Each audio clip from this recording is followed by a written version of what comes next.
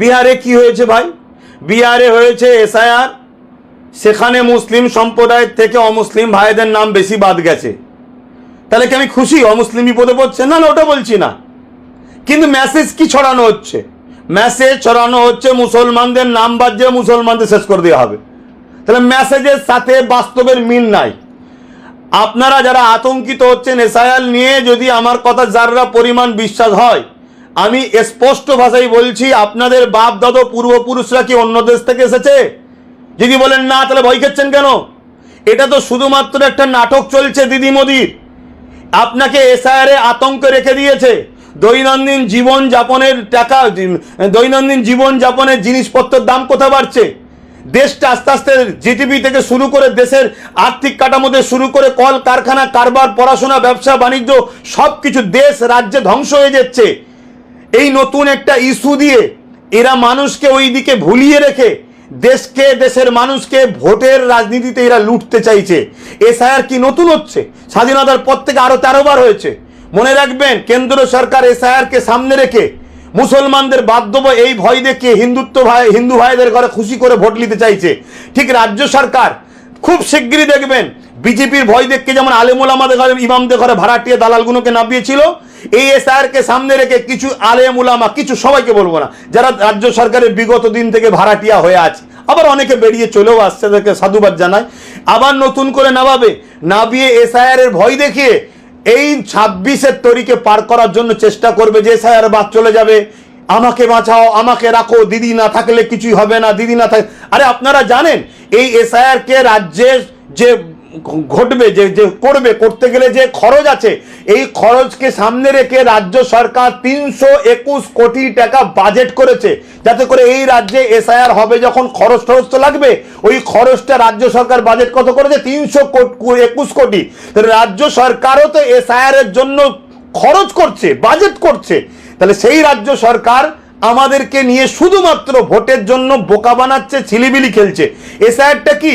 এসআইআরটা হচ্ছে অন্য দেশ থেকে কিছু লোক এ দেশে এসে ভোটার কার্ড করেছে, নাগরিকত্ব ফেক তৈরি করেছে, যারা কিছু কিছু রাজনীতির দলের লোকেরা তাদেরকে এনেছে নিজেদের রাজনীতির ফায়দার জন্য।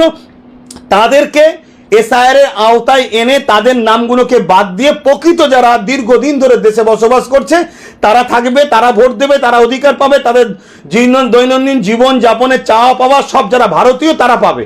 তা আমরা তো ভারতীয়, আমাদের বাপ দাদা তো ভারতীয়, তাহলে আমরা তো ঘাবড়াচ্ছি কেন? এটা তো চাইছে কেন্দ্র সরকার মুসলমানদের ভয় দেখাচ্ছে, হিন্দু ভাইদের বলছে তোদের কোনো চিন্তা নেই, আর রাজ্য সরকার বলছে আমি যতদিন থাকবো মুসলমান তোমাদের কোনো চিন্তা নেই। তারা আলেম ওলামাদের বাড়ি বাড়ি গ্রামে গ্রামে প্রচার করছে। এইটা নিয়ে বেকার মাইন্ডকে চেঞ্জ করে, মাইন্ডকে নিয়ে অত ঘাবড়ে যাওয়ার কিছু নেই। আমাদেরকে ভাবতে হবে আমাদের শিক্ষা, আমাদের স্বাস্থ্য, আমাদের কর্মসংস্থান, আমাদের সংবিধানের অধিকারটা পাচ্ছি কিনা। এমন একটা জায়গায় আমাদেরকে নিয়ে চলে যাচ্ছে, আগামী দিন আমাদের সংবিধানটা শেষ হয়ে যাচ্ছে। অতএব এগুলোকে মাথায় রাখেন। পাশাপাশি আমি বলবো যারা প্রকৃত ভারতীয় তাদের উপরে যদি এসআইআর কে সামনে রেখে জুলুম করা হয় তাহলে কিন্তু চরম সংবিধান বিরোধী কাজ হবে। তার বিরুদ্ধে চরম আন্দোলন করা দরকার, প্রত্যেকটা নাগরিকের উচিত। পাশাপাশি কিছু রাজনীতির দলের লোকেরা নিজেদের রাজনীতির গদিকে টিকাবার জন্য অন্য দেশ থেকে নিয়ে এসে ভোটার তৈরি করে তাদেরকে এই দেশে বসাবে, আর আমার দেশের নাগরিকরা তারা তাদের অধিকার পাবে না চাকরি বাকরি রুজি রুটিতে, এটাও তেমন অন্যায়, তাদেরকেও বাদ দেওয়া দরকার। সেই জায়গাগুলো মাথায় রাখবেন।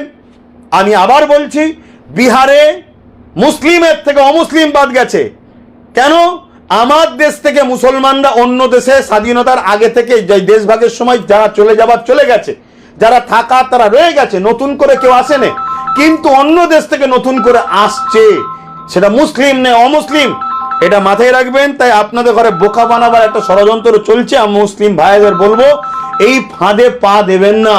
এই ফাঁদে পা না দিয়ে নিজের কাগজপত্র, বাপ দাদর যা কিছু আছে সব আপনি ঠিকঠাক করে রাখুন, বুক ঠুকে বসে থাকুন। আপনার বাপ দাদর কবর পূর্বপুরুষদের এখানে সবকিছু রয়েছে, আপনি তো ঘাবড়াচ্ছেন কেন? এই ঘাবড়ে তো শেষ হয়ে গেল। এর আগে বিজেপির ঘাবড়ানো, বিজেপি চলে আসবে, এটা চলে আসবে, এই করে তো আমাদের শেষ করে দিল। অতএব নিজেদের পাওয়ার তৈরি করুন, নিজেরা ক্ষমতায় আসুন, নিজেরা রাষ্ট্র ক্ষমতা তৈরি করুন, তাহলে দেখবেন কোনো কিছুতেই আপনাদেরকে কেউ বোকা বানাতে পারবে না। এই নাটক, এই বোকা থেকে নিজেকে সজাগ হন। আমি তো আবার বলছি, ইমাম মাওলানা সবাই নীরব নয় তো? আপনারা মানেন কি না মানেন, আমিও তো একজন আলেম, একটু হলেও তো আল্লাহ জ্ঞান দিয়েছে, আমি তো প্রতিবাদ করছি। তা যারা শাসকের তামাক খায় না, শাসকের কাছে বিক্রি নয়, শাসকের দালালি খায় না, শাসকের কাছ থেকে নিজেদের পারিশ্রমিক অধিকার মাইনে নেয়, মেহনত করে, তার বিনিময়ে অনেকে চাকরি করে, সেটা আলাদা বিষয়।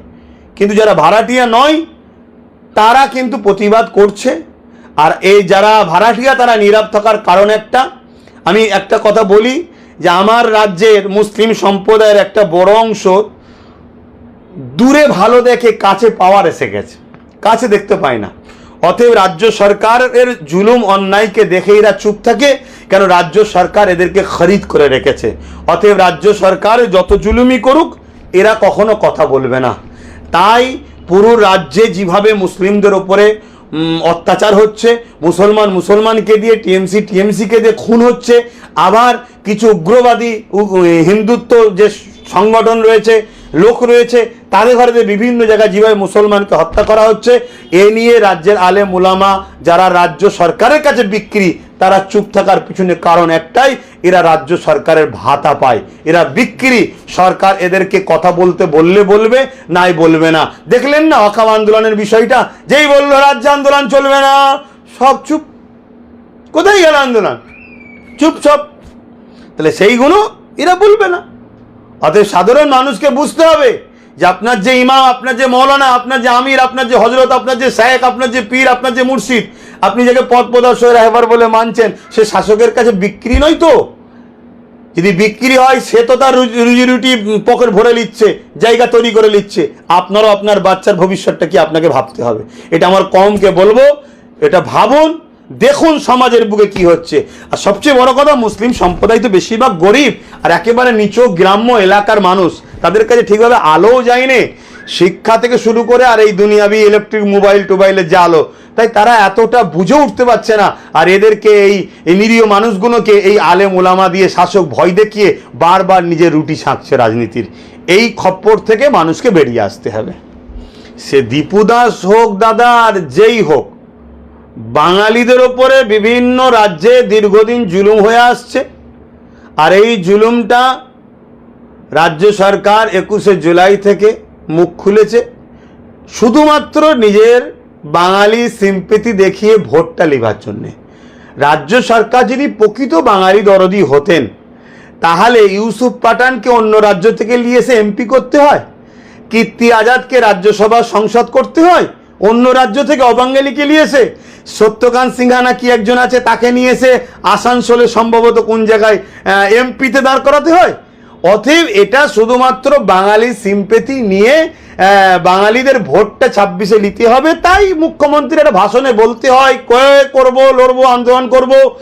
যদি প্রকৃত বাঙালি দরদি হতেন, তাহলে এই বাইরের রাজ্য থেকে ইউসুফ পাঠান থেকে শুরু করে, কীর্তি আজাদ থেকে শুরু করে, সত্যকান্ত সিংহ আরও অনেকে আছে, তাদেরকে নিয়ে এসে এই রাজ্যের মানুষ কি নাই? আগে বহরমপুরে কি লোকসভাতে কোনো মানুষ শাসকের ছিল না?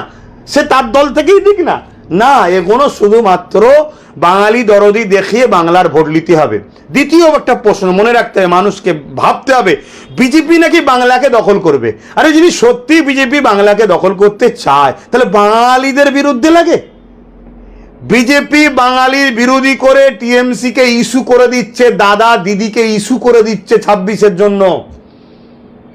রাজ্যে টিএমসি থাকলে ফায়দা নাগপুরের, আর বিজেপি থাকলেও ফায়দা নাগপুরের। যতদিন বাম ছিল, অন্য কেউ ছিল, নাগপুরের ফায়দা ছিল না। অতএব দিদি মোদি সেটিং করে চলছে, শুধু বলতে হয়, বলবে। যদি সত্যি রাজ্য সরকার বাঙালিদের দরদি হয়, তাহলে দিল্লিতে গিয়ে পার্লামেন্টের সামনে কেন আন্দোলন করছে না? কেন দিল্লিতে গিয়ে প্রধানমন্ত্রীর বাসভবনের সামনে, রাষ্ট্রপতির বাসভবনের এলাকায়, বা যেখানে আন্দোলন করলে পুরো ন্যাশনাল রিপোর্ট হবে, সেখানে কেন আওয়াজটা তুলছে না?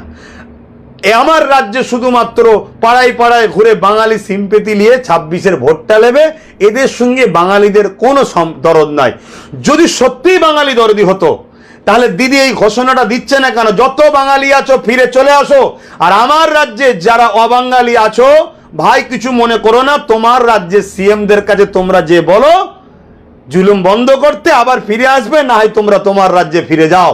জানি এটা যুক্তরাষ্ট্র কাঠামো অনুযায়ী ঠিক নয়, কিন্তু তারপরও সে যখন ভাবছে না, আপনি এত দরদি হয়ে কেন ভাবতে যাচ্ছেন?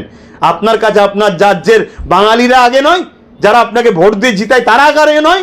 আপনি অবাঙালি উড়িয়া থেকে অন্য জায়গা থেকে এসে বসে আছে, তাদের দরদটা দেখাতে পাচ্ছেন, তাহলে আপনি কথা বলতে পারছেন না কেন? 4 নম্বর প্রশ্ন, আপনি ভিন্ন রাজ্যের সিএমকে ফোন করছেন না কেন যে অবিলম্বে বন্ধ করো, নাই তোমার রাজ্যের লোককে পাঠিয়ে দেবো? 5 নম্বর কথা, আপনি যদি সত্যি বাঙালি দরদি হন, তাহলে আপনি প্রতিটা রাজ্যে বাঙালিদের জন্য একটা অফিস তৈরি করে ফ্রিতে কল করছেন না কেন, যেখানে বাঙালিরা কোনো বিপদে পড়লে সেখানে যোগাযোগ করবে, করে একটা হেল্প পাবে?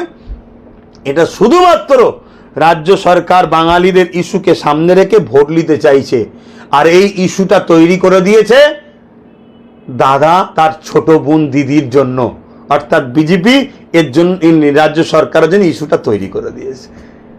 অতএব এই জায়গা থেকে মানুষকে বাহির হয়ে আসতে হবে। যদি না আসতে পারে, বাঙালিরা আরো বিপদে পড়বে।